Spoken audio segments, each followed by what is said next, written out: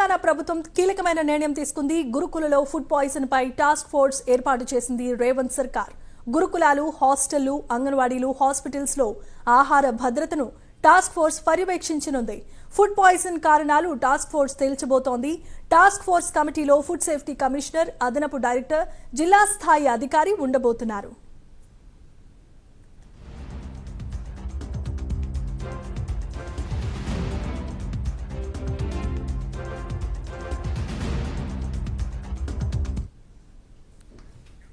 Right, ఇక ఇదే అంశానికి సంబంధించి మరిన్ని అప్డేట్స్ ను అందించడానికి మా ప్రతినిధి నాగేంద్ర ఫోన్ ఇన్ ద్వారా సిద్ధంగా ఉన్నారు.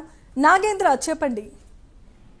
Thank you Jemimah. తెలంగాణ రాష్ట్రంలో గత కొద్ది రోజులుగా గురుకుల హాస్టల్లో జరుగుతున్నటువంటి ఫుడ్ పాయిజన్ కు సంబంధించినటువంటి అంశం పైన ప్రభుత్వం చాలా సీరియస్ గా ఉంది.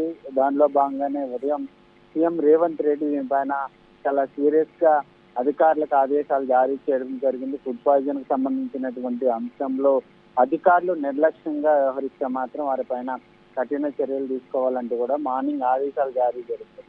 ప్రస్తుతం తాజాగా తెలంగాణ ప్రభుత్వం మరొక కీలక నిర్ణయం తీసుకుందని చెప్పాలి. గురుకులాల్లో సంబంధించినటువంటి ఫుడ్ పాయిజన్ పైన ప్రత్యేకంగా ఒక టాస్క్ ఫోర్స్ కమిటీని ఏర్పాటు చేయడం జరిగింది. ముఖ్యంగా ఈ కమిటీ ముఖ్య ఉద్దేశం ప్రధానంగా గురుకులాలతో పాటు హాస్టల్, అదేవిధంగా అంగన్వాడీలతో పాటు ఆసుపత్రులకు సంబంధించినటువంటి వాటిలో ఫుడ్ పాయిజన్ కి సంబంధించినటువంటి సేఫ్టీ పైన ప్రధానంగా ఈ కమిటీ పనిచేయబోతుంది. దానికి సంబంధించి టాస్క్ ఫోర్స్ కమిటీలో ప్రధానంగా ఫుడ్ సేఫ్టీకి సంబంధించినటువంటి కమిషనర్ తో పాటు అదనపు డైరెక్టర్, అదేవిధంగా జిల్లా స్థాయి అధికారితో పాటు వివిధ అధికారులు కూడా ఉండబోతున్నారు. ముఖ్యంగా వీరంతా కూడా ప్రధానంగా ఫుడ్ పాయిజన్ కి సంబంధించి అయితే ఇప్పటి వరకు కూడా రాష్ట్రంలో జరిగినటువంటి ఫుడ్ పాయిజన్ కి సంబంధించినటువంటి వాటికి సంబంధించి ఈ టాస్క్ ఫోర్స్ కమిటీ ప్రధానంగా నిజాలు తేల్చబోతుందని చెప్పాలి. ముఖ్యంగా ఫుడ్ పాయిజన్ కి సంబంధించినటువంటి అంశంలో ప్రధానంగా వీటితో పాటు గురుకులాల్లో, అదేవిధంగా హాస్టల్, అంగన్వాడీల్లో కూడా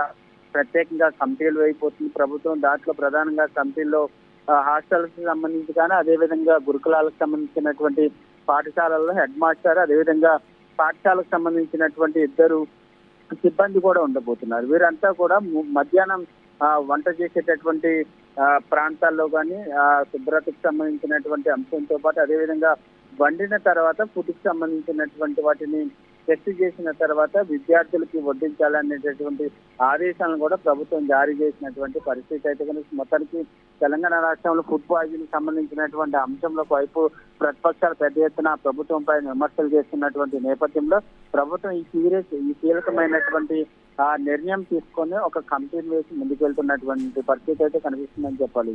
Jemimah. Right, thanks for the updates and details Nagendra.